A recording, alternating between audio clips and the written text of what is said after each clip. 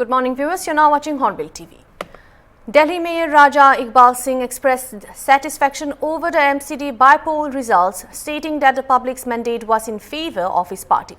He noted that their voting percentage has increased with 45% of votes going to them and added that the seats they lost were very small margins. He said that while Delhi's public continued to support them, the lost seats would be analysed for future improvement. He also remarked that those who won their respective seats must now work responsibly for the people. पर आपकी प्रतिक्रिया चाहेंगे सबसे पहले। हम बहुत खुश हैं, जनता का मैंडेट हमारे साथ है, हमारी वोटिंग परसेंटेज बढ़ी है, 45% हमें मत मिला है। बस ये मैटर ऑफ चांस है कि पोलिंग कम हुई है, जिसका खमियाना हमें भुगतना पड़ा। अगर कुछ सीट हमने लूज भी की तो आप देखिए 50-70 वोट का फर्क था, तो इसलिए कहीं कोई चिंता का कोई विषय नहीं है। दिल्ली की जनता हमारे साथ है और बहुमत से हमें जिताया। क्योंकि जो एक आरोप तो ये भी है कि एक सीट पर रिकाउंटिंग कराई गई और वो ये कह रहे हैं कि नतीजे बदल गए, वहां पर इसको लेकर वो आरोप लगा रहे हैं और कह रहे हैं कि बीजेपी के लिए खुश होने की वजह नहीं है, कुछ लूज भी किया है, जैसा कि वो कह रहे हैं। 3 सीटें उनकी भी आई। देखो, जिनकी किस्मत में रोना लिखा है, ईश्वर कुछ भी दे वो रोते रहेंगे। मेरा मानना ये है कि जो सीटें हमारी लूज हुई हैं तो हमें देखना चाहिए क्यों लूज हुई हैं, क्योंकि जब दिल्ली सरकार इतना अच्छा काम कर रही है, निगम में बहुत अच्छा काम हो रहा है, तो क्या कारण है कि 50-60 वोट हमें कम पड़े। तो एनालाइज करना चाहिए सीटें क्यों कम हुई, अगली बार ये कम नहीं होनी चाहिए। ग्राउंड लेवल पे ऐसे कौन से मुद्दे थे जो हम देख नहीं पाए, तो हमको रिजॉल्व करना चाहिए। सत्ता पक्ष में बैठे हैं, हमें मानना चाहिए, कहीं कमी रहेगी उसको दूर करना चाहिए। और केवल हम रोना शुरू कर दें, आरोप प्रतिरोप गलत चीज है। जो जनता ने कह दिया उसको मानना चाहिए और हमें ये मानना चाहिए, बेकार की बातें छोड़कर जहां पर भी जिसको सीट मिली है जनता के लिए काम करना चाहिए। के लिए अगर हम आपसे और चीजें जानना चाहें कि एमसीडी के जो लक्ष्य होंगे वो किस तरह से। देखो, हम तो लक्ष्य पूरे करने के लिए बैठे हैं और जो कहते हैं वो करके दिखाते हैं। कल ही आप देखिए, हमने ट्रेड लाइसेंस फ्री कर दिया। हमने कहा था कि दिल्ली नगर निगम को भ्रष्टाचार मुक्त करेंगे। फैक्ट्री लाइसेंस हमने फ्री कर दिया, ट्रेड लाइसेंस हमने फ्री कर दिया, सभी लाइसेंसेस को हम फ्री कर देंगे, इंस्पेक्टर राज खत्म कर देंगे, तभी दिल्ली की जनता हमें प्यार करती है। As a furor erupted over Centre's decision to mandate installation of Sanchar Sathi app on all mobile phones, Union Minister of Communications Jyotiraditya Scindia on Wednesday urged everyone not to go on rumors. Scindia said that the government only has one goal in mind, the safety of common people. इसे activate मत करो, optional.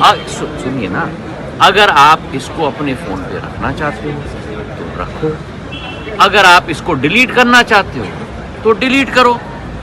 जिस तरीके से, उदाहरण के तौर पर आपके फोन पे जब आप फोन खरीदते हो तो उस पर कई ऐप्स आ जाती हैं, जैसे गूगल मैप्स भी आ जाता है। अब आपको गूगल मैप इस्तेमाल नहीं करना है तो आप डिलीट कर लो, अगर आपको संचार साथी इस्तेमाल नहीं करना है तो डिलीट कर दो। इसका मतलब ये ऑप्शनल है सर। ऑब्वियसली डिलीट कर सकते हो आप, कोई प्रॉब्लम नहीं है। सर, लेकिन तो बात का एक मिनट, वही तो हर भ्रम को मैं तोड़ने की कोशिश कर रहा हूँ। ये कस्टमर प्रोटेक्शन की बात है और हर भ्रम को मैं तोड़ने की कोशिश कर रहा हूँ। आपको डिलीट करना है तो आप डिलीट कर दोगे, आप कोई मैंडेटरी नहीं है। आप अगर रजिस्टर नहीं करना चाहते, मतलब कि उदाहरण के तौर पे इस ऐप का उपयोग नहीं करना चाहते, तो रजिस्टर मत करो, वो डोरमेंट रहेगा।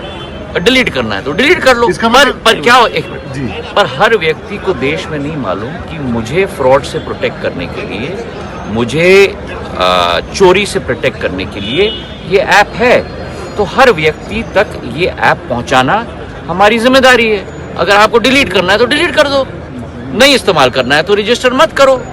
जब आप रजिस्टर करोगे तभी तो एक्टिव होगा, रजिस्टर नहीं करोगे तो इनएक्टिव होगा। इसका मतलब संचार साथी ऐप हम डिलीट कर सकते हैं अपने फोन में? बिल्कुल डिलीट कर सकते हो आप, सिर्फ इनबिल्ट ऑप्शन है, उसे आप डिलीट कर सकते हो। आप उसको जिस तरीके से अपने फोन पे दूसरे ऐप को दबाओगे और कहोगे डिलीट, वैसे इसको भी दबा सकते हो और कह सकते हो डिलीट। संचार साथी विपक्ष ये कह रहा है कि आप लोग प्राइवेसी का हनन करना। प्रॉब्लम क्या है कि विपक्ष कुर्सी के नीचे, कुर्सी के पीछे, कुर्सी के लिए मुद्दे ढूंढ रहा है। अब सभी भ्रमों को दूर करना सरकार की जिम्मेदारी है और सारे मुद्दे मैंने आपके समक्ष रख दिए कि आज तक पिछले 2 वर्षों में संचार साथी पोर्टल और संचार साथी ऐप के आधार पर कितनी सुविधा जनता को मिली है, कितना पैसा जनता का बचा है। और ये भी आंकड़े आपके सामने रखूं, एक साल में 2024 में अकेले हमारे देश के अंदर 22,800 करोड़ रुपए के फ्रॉड हुए हैं। एक तरफ विपक्ष चिल्ला रहा है कि आप फ्रॉड कैसे रोकेंगे, दूसरी तरफ अगर संचार साथी का ऐप हमने आम नागरिक को दे दिया तो कह रहे हैं पेगासस। तो करो तो मरो, ना करो तो मरो। तो जो लोग सत्य नहीं देखना चाहते हैं उन लोगों को हम सत्य नहीं दिखा सकते। जो लोग सुविधा इस्तेमाल करना चाहते हैं वो करें, जो नहीं करना चाहते हैं और डिलीट करना चाहते हैं वो डिलीट करें। प्रॉब्लम क्या है? Thank you. Protests broke out in Parsodi Kalan village in Ambikapur on Wednesday over the expansion of SCECLS Amera coal mine. What began as a demonstration quickly turned violent with villagers pelting stones at police. Officers responded with tear gas and several personnel were seriously injured. Surguja Upper Collector Sunil Kumar Nayak said villagers are opposing further mining, with many refusing compensation offered after a 2016 land survey. He added that despite repeated discussions, some residents continue to block operations, leading to today's clashes. Meanwhile, in a separate development, the Ministry of Coal has notified 18 new QCI NABE accredited private agencies to speed up coal exploration. The move is expected to cut nearly 6 months from the process of operationalizing new coal mines, supporting the government's push towards Atmanirbhar Bharat.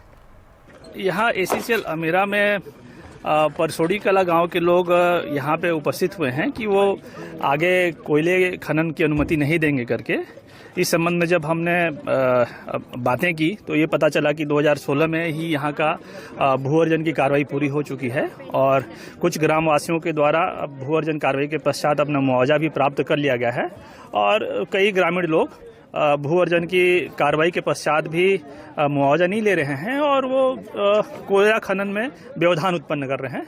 तो इसी को दृष्टिकोण रखते हुए आज यहाँ पे हम लोग उपस्थित हुए हैं और हम लोग गांव वालों को समझाने का प्रयास कर रहे हैं कि चूंकि 2016 में ही भू अर्जन की कार्रवाई पूर्ण हो चुकी है तो ACCL को यहाँ पे कोल खनन की अनुमति दी जाए। वहाँ पे ACCL लोग कोयला खनन करना चाहते हैं और आप लोग को अगर किसी चीज़ को लेकर के अपनी बातें रखनी है तो विधि के अनुसार आप लोग अपनी बातें रखें ताकि आपकी बातें सुनी जा सके और उस पर कार्रवाई की जा सके। यहाँ पर जो पत्थरबाजी हुई है उसके चलते कई पुलिसकर्मी गंभीर भी घायल हैं। कुछ पुलिसकर्मियों को घुटने और चेहरे पे भी चोट आई है। जो गंभीर रूप से घायल थे उनको यहाँ से प्राथमिक स्वास्थ्य केंद्र और जिला अस्पताल में रिफर कर दिया गया है और जिनको हल्की फुल्की चोटें आई थी उनका प्राथमिक उपचार यहाँ पे मौके पे भी करा करके उनको आराम दिया गया है। अभी ग्रामीणों से हम लोगों ने पुनः वार्ता की है, उनको सारे पहलुओं के बारे में बताया है कि भू अर्जन की कार्रवाई के पश्चात उनके पास क्या उपचार हैं और उनसे हमने ये अनुरोध किया है कि आज जो ये उत्खनन की कार्रवाई होनी है उसमें हमारा सहयोग करें ताकि कोई भी वाद विवाद की स्थिति न हो और किसी भी तरह के हमको कार्रवाई न करना पड़े। The central government has withdrawn its earlier decision that required all mobile phones to come with the Sanchar Sathi app pre-installed. The move sparked criticism from journalists, activists and opposition leaders who called it arbitrary and unnecessary. Following the rollback, Congress MPs Manikam Tagore and Tanuj Punia called it a public victory. Mission जो होना था पहले अब वो mandate नहीं है। मतलब ये तो जीत हुई, अच्छी खासी जीत हो गई। जो समस्या हमने रखी थी, सरकार का धन्यवाद है कि आपने जनता की आवाज को सुना और जनता के हित में और कानूनों का पालन करते हुए अपने डिसीजन को वापस लिया है। आपको लगता है कि ये फैसला जो लिया गया आप लोग दबाव में लिया गया या वो फैसला ही गलत था जब वो आया? देखिए, वो फैसला ही गलत था। पता नहीं किसने इनको ऐसा करने के लिए बोल दिया, लेकिन सरकार को ऐसा फैसला लेना ही नहीं चाहिए था। पहले पता कर लेना चाहिए था, जनता की नब्ज जान लेनी चाहिए थी, लेकिन बिना जाने पहचाने, बिना स्टडी किए ये सरकार की आदत हो गई है। पहले कानून ले आते हैं, फिर जनता का रिएक्शन देखते हैं। जो इनके विपरीत होता है तो फिर ये उसको हटा लेते हैं, नहीं तो नहीं हटाते। It's a victory for all the people, all the forces, all those journalists, all those academicians, all those advocates who advocated that this is an arbitrary and an autocratic decision, and they had withdrawn. Their withdrawal shows that without thinking they are acting. After when acting only, they had started to think. This government is without any kind of direction. Directionless government will always does these kind of U-turns. This is a U-turn government. This is another classic case of U-turn. Delhi Environment Minister Majinder Singh Sirsa met Union Environment Minister Bhupender Yadav to discuss measures to improve air quality and urban infrastructure. The meeting decided on large-scale tree plantation in NCR parks and roadsides, adoption of Centre's Gaurav Path road model with drainage, and boosting metro last-mile connectivity through e-autos. Directions were also issued to operate mechanized sweepers, anti-smoke guns and water sprinklers across NCR cities and to ensure potholes are identified and repaired within 72 hours. को pollution को लेके भी जानकारी देना चाहता हूं। दिल्ली में आज सुबह हमारी एक बैठक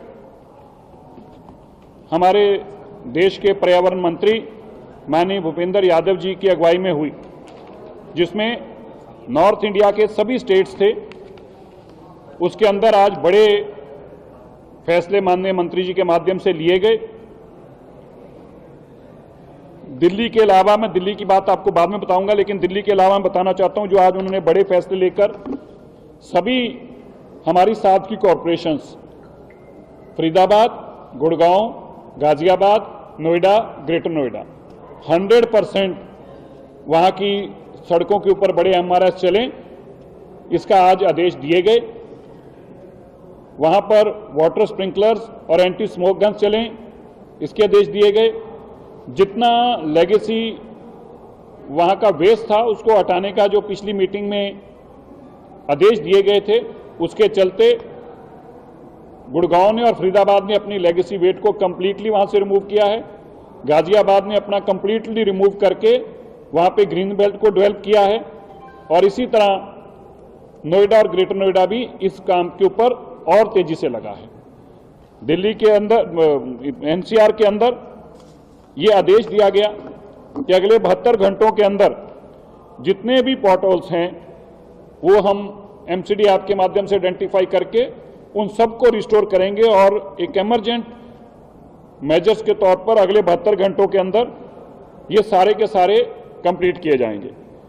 हम 6 महीनों का प्लान रखेंगे। जितने पेवमेंट्स है, जितनी ब्राउन एरियाज है हमारी सड़कों के आसपास जहां से धूल उड़ती है, उसको खत्म करने के लिए ये जो टारगेट है साल 2-2 साल का, वो नहीं चलेगा। उसका भी सख्त आदेश आज माननीय भूपेंद्र यादव जी ने दिया है। इसी तरह सभी लोकल बॉडीज जो हैं वो फोकस करेंगी ग्रीन प्लांटेशन के लिए और जनरल पब्लिक को इन्वॉल्व करेंगी। ऐसे एरियाज को आइडेंटिफाई किया जाएगा जिसके पर्पसली एक वॉल्ड एरिया के अंदर ग्रीनिंग हो और ग्रीनिंग आइडेंटिफाई हो सके। इसके ऊपर NCR में बड़े स्तर पर काम चल रहा है, और मियावाकी जंगल भी कहीं डेवलप किए गए, और आज आदेश दिया गया कि जितने ऐसे पार्क्स हैं, जितने ऐसे जो साइड रोड साइड्स हैं, इन सबको प्रॉपरली डेंसली कवर किया जाएगा NCR के एरिया के अंदर। दिल्ली के अंदर जो BS4 से कम के व्हीकल्स हैं उनके ऊपर सख्ती से कार्रवाई की जाए।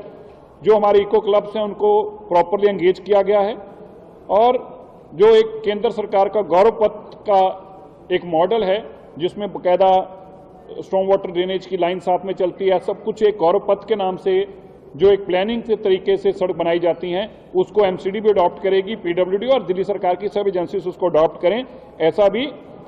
इसके साथ ही माननीय भूपेंद्र यादव जी की डायरेक्शन के चलते दिल्ली के अंदर जो लास्ट माइल कनेक्टिविटी है उसको सबको आइडेंटिफाई किया जा रहा है। जो माननीय मुख्यमंत्री जी का एक मिशन चल रहा है, e-ऑटोस हमने एंगेज किए हैं, ये सारे के सारे इलेक्ट्रिक ड्रिवन हैं। हम लास्ट माइल कनेक्टिविटीज़ के लिए जो बाकी स्पॉट्स बचे हैं उसको आइडेंटिफाई करेंगे, ताकि लोगों को, मैक्सिमम लोगों को हम मेट्रो स्टेशन पर ला सकें, और वो मेट्रो स्टेशन से अपनी कनेक्टिविटी बनाएं, और जिस स्टेशन से पहुंचना चाहिए उस पर आसानी से पहुंच सकें हमारी कनेक्टिविटी से, और उतरने के बाद अपने ऑफिस तक यहाँ जहाँ भी जाना चाहते हैं उस कनेक्टिविटी के लिए हम पुख्ता काम कर रहे हैं। Cyclone Ditwa has wreaked havoc across Tamil Nadu, flooding Delta districts and Tirunel Valley, devastating farmland and affecting thousands of farmers. AIADMK RS MP IS in Badurai has criticized the state government for inadequate preparedness and collapse of Chennai 4,000 crore drainage system, calling on the centre to step in and provide urgent relief. Today I have raised the issue regarding the Titwa cyclone. The entire Tamil Nadu was submerged, the rainwater. People of the farmers in Delta area and my own Tirunelveli district and Tenkasi district farmers were mostly affected. Their cultivation land was submerged in the rainwater.